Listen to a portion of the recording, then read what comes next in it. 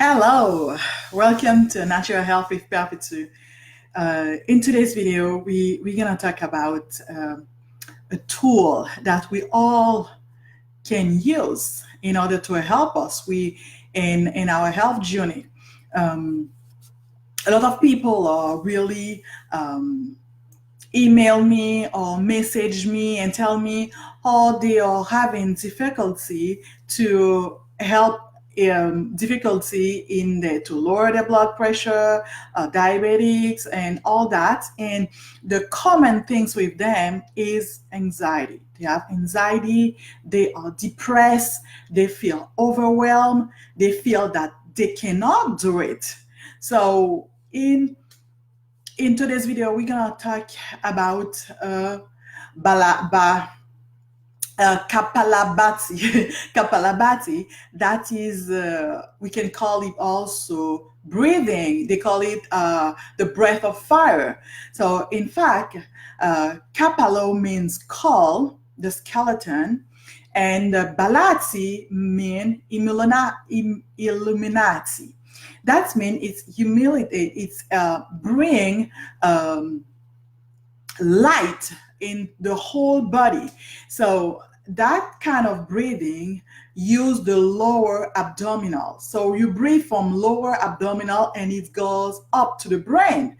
So it helps to drain toxin from the brain. We know you have a lymphatic gland going from top of the head in all the way to the back of the head, doing like a morgue. You know, you see the morgue style where the hair is all in the middle. So all that, we have lymphatic glands all over. The lymphatic system goes all over there, all the way to back of the ears and different part of the body. The Kapalabhati breathing help in detoxify the brain. It's taking toxin out from the brain. Let me tell you a little bit about the lymphatic system. The lymphatic system is a system that is, we can tell it is kind of a vacuum cleaner of the body. So that's mean it takes out all the toxin and take out from the body.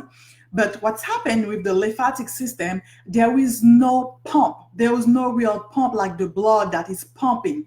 The only way the lymphatic system is working is when there is when we jump and with when there is a pressure doing in it, because there is a valve in the lymphatic system that pushed it up and push the toxin going out. So in the breath of fire or Kapalabhati, what it does is go up into the brain and clear up the brain and taking out toxin from the brain. So that technique of breathing, it's doing with the nose. It's a rapid nose breathing. So in normal breathing, what it does when we inhale, we're doing purposely, there is force, and when we exhale, it's relaxed. With Kapalabhati breath, the exhalation is forcing, and in the inhalation is the relaxing part. That means is the inverse doing it. So and during Kapalabhati breath, the abdominal muscles are working with the secondary muscle. They are all engaged to a forceful exhalation. So there is force involved. You see, it's forcing to exhale. So there is contraction that is being done with the abdominal muscle. There is pressure on the abdominal organ, like it's like you're having a little massage of your visceral. That's mean a little massage on your liver, on your pancreas, on your spleen, on the heart muscle. In fact, what is that? It's also help with the parasympathetic nervous system. When we talk about parasympathetic nervous system, we talk about with the heart rate, increase the intestinal, relax it, the sphincter muscles. Sphincter muscles is it's like a valve, taking it close, those the breath, that kind of breathing help with all of those muscles. And study find that that kind of breathing, Kapalabhati, it's help with emotional stability. It's help to improve stress handling. That means it's helping you to cope more with stress, and it's help with the 5 lobes of the lungs. In the lungs, we have left one and the right one, and there is 5 lobes involved. There is 3 in the right lungs, and there is 2 in the left lungs. And with normal breathing, most of the people do not breathe properly. They only uses the upper lobes. That's not enough to bring oxygen to every part of the body. And whenever there is oxygen, there is a life. There is energy going on. So when you do the Kapalabhati breath, it's not only involved the upper lobes, but it also involves the lower lobes of the lungs, and they call it the dead space. Dead space, that means there is not a lot going on. In fact, when those abdominal muscles are working, and when those dead space of the lobes are working, there is more oxygen going to the lung. And when there is oxygen, there is a boost everywhere, and there is a detoxification and fat burning that are involved, because all of the muscle, all of the organs, or the visceral organ are doing their job properly, because they are more alive, they are more able to function, and then you have more blood supply going, you have more circulation going to the abdominal organ and the glandular system. So it also increases the liver enzyme, because when you breathe there, the liver is on your right, and you have the pancreas and the spleen and your bladder and everything. So it increases the liver enzyme. And when the liver is doing its job properly, what's happened? You have triglycerides, what we call the fat, the bad fat, lowering down, the lower cholesterol are lowering down. And you have lower insulin. And we know that insulin is really important to help taking out the blood, the sugar in the blood. When there is too much insulin in the blood, what's happened? Our cells become resistant to the insulin. So when we do that Kapalabhati breath, what's happened? You have lower insulin in the circulation. Why? Because it's increased the insulin receptors everywhere, especially in the liver. And then when there is more insulin receptors, people that are living with insulin resistant, which is a common problem with polycystic ovarian, with metabolic syndrome, that include blood pressure, that include diabetes, that include belly fat. So it's helped to lower the insulin level. So, so you get your body is able to absorb the sugar quicker. So it helps more with also blood supply in the muscle. And there is in the muscle, we know that we need those muscles to do our daily activity. We need those muscles to do everything that we need. Like the heart is the muscle. So, and they even say that the brain can act, you make the brain work more. So it helps also by doing that little bit of massage, it's help with mind and body reaction, because there is more oxygen going into the brain. So you're able to function more. So I'm gonna teach you how to do that kind of breathing. But before I'll say it in French first. Cet genre de respiration, on l'appelle Kapalabhati. Kapala mean le squelette et Bhalati mean humiliation. Ça veut dire que ton corps, ton cerveau a beaucoup plus d'oxygène qui s'en va. Donc ça, durant ce genre de respiration, on a les muscles abdominaux qui sont en train de travailler. Et on a aussi, au niveau du cerveau, on a les lymphes, le système lymphatique aussi qui s'en va au niveau du cerveau. Ça fait comme une coupe de mohawk. Ce qu'il fait, pendant cette respiration, il y a beaucoup plus d'oxygène qui s'en va au niveau du cerveau et ce qui arrive au niveau du cerveau, il est plus capable d'enlever des toxines au niveau du cerveau. Donc, dans ce genre de respiration, ce qui est utilisé, c'est les muscles abdominaux.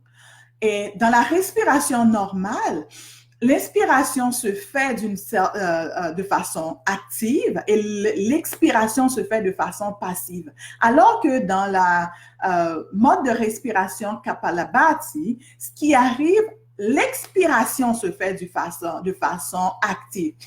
On pousse de l'air sortir. Donc, c'est l'expiration. Et l'expiration se fait de façon beaucoup plus relaxe en utilisant les muscles du diaphragme. Donc, cette respiration vraiment utilise la force, la contraction des muscles abdominaux qui se fait. Ça se fait comme un petit massage qui se fait au niveau du système digestif parce que la pression qui se fait ici, ça fait comme un massage au niveau des viscères. Quand on parle des viscères, on parle du foie, on parle du pancréas, on parle aussi de la rate, tout ce qui se trouve au niveau de l'abdomen. Et ça agit sur le système nerveux parasympathique. Système nerveux parasympathique, on parle du rythme cardiaque, ça augmente la digestion, ça augmente la relaxation des muscles, les sphincters. Donc, en fait, les études ont montré que ça ça donne un peu plus de stabilité émotionnelle, ça augmente la capacité de gérer le stress. Ça utilise ces 5 lobes du poumon. Vous savez, dans le poumon, on a 2 poumons, le poumon gauche et le poumon droit. Et dans le poumon droit, on a 3 lobes et dans le poumon gauche, on en a 2. Donc, et souvent, quand on respire, on utilise le plus souvent les lobes qui sont supérieurs alors que les lobes inférieurs ne sont pas utilisés. Et on voit quand l'utilisation des lobes inférieurs se font, la capacité d'oxygénation augmente, la capacité des poumons augmente. Et puisque la capacité des poumons augmente, qu'est-ce qui arrive? On a beaucoup plus d'oxygène qui s'en va partout. Et quand on a plus d'oxygène qui circule, on a une désintoxication qui se fait et la capacité de brûler le gras augmente et de l'oxygène s'en va beaucoup plus dans le sang et s'en va dans les organes abdominaux. Et puisque ça s'en va dans les organes abdominaux, ce qui arrive, on brûle beaucoup plus le gras. Ça augmente aussi les enzymes du foie. Donc, quand ça augmente les enzymes du foie, automatiquement, on va avoir une diminution des triglycérides, une diminution d'insuline qui est dans la circulation. C'est vrai que l'insuline est très important en ce qui a trait à quand on a beaucoup trop de sucre dans la circulation. Mais ce qui arrive avec la façon dont on mange et certaines fois beaucoup de stress, on a beaucoup trop d'insuline dans la circulation. Et le fait qu'on a beaucoup trop d'insuline dans la circulation, on développe la résistance à l'insuline. Et c'est très commun dans le cas des gens qui ont des problèmes de polycystic ovarien, dans les syndromes métaboliques, c'est-à-dire qui souffrent d'hypertension artérielle, qui souffrent de problèmes de diabète, qui souffrent de problèmes d'obésité abdominale. Ce genre de respiration, les études ont prouvé que il y a beaucoup plus d'oxygène qui s'en va au niveau des muscles. Et Et aussi, les récepteurs d'insuline sont augmentés parce que quand il y a trop d'insuline au niveau de la circulation, donc au fil du temps, on va devenir prédiabétique et on va avoir d'autres problèmes. Donc, cette respiration augmente les récepteurs d'insuline. Ça veut dire qu'élimine le surplus d'insuline dans la circulation et diminue la chance d'avoir des problèmes, d'avoir le diabète à la longue. Donc, et ça aide également, ça fait comme un petit massage au niveau du cerveau et ça augmente aussi la capacité du corps et la capacité mentale. Donc, parce que la circulation au niveau du cerveau est augmentée. Donc, c'est pour ça que c'est important de faire ces genres de respiration. Et prenez note, si vous souffrez de problèmes déjà d'hypertension ou d'autres problèmes, consultez votre médecin pour savoir si vous êtes capable de faire ces genres de respiration. Ou du moins, commencer tranquillement. Je vais vous faire une petite démonstration. I'm going to demonstrate it for the Kapalabhati breath. So it's also called the breath of fire. So I'm going to do with the camera that you're going to see in my abdominal area. So like I said, it's involved the abdomen. So, okay.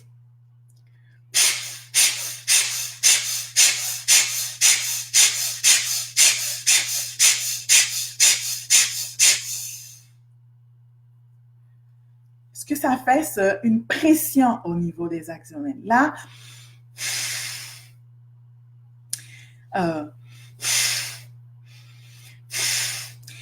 so you don't have to do it fast if you're not used to it. Vous n'avez pas à le faire aussi rapide si vous n'êtes pas habitué. Because what you can do, you can feel lightheaded, you can feel dizzy. Don't worry, it's the body adjusting himself because it's not used with so much oxygen.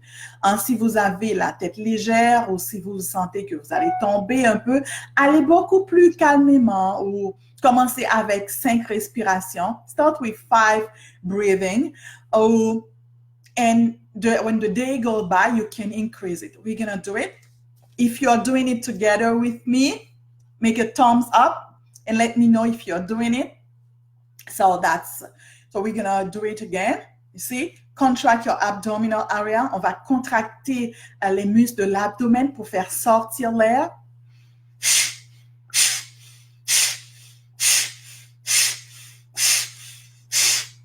So that's make a little bit of massage around here.